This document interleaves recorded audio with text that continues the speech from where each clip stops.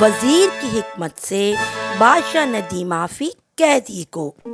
پیارے بچوں، کسی بادشاہ نے ایک قیدی کے قتل کا حکم صادر کیا تو وہ مایوسی کے عالم میں بادشاہ کو برا بھلا کہنے لگا۔ بادشاہ نے قیدی کو بڑبڑاتے دیکھا تو پوچھا، یہ کیا کہہ رہا ہے؟ وزیر نے جواب دیا، حضور، یہ کہہ رہا ہے کہ معاف فرمانے والوں کو اللہ پاک پسند فرماتا ہے۔ وزیر کی بات سن کر بادشاہ نے قیدی کی رہائی کا حکم دے دیا۔ اس پر ایک صاحب بول پڑے کہ حضور، یہ آپ کو گالیاں دے رہا تھا۔ بادشاہ مسکرایا اور بولا، وزیر کا نیکی پھیلانے والا جھوٹ تیرے فتنہ انگیز سچ سے بہتر ہے۔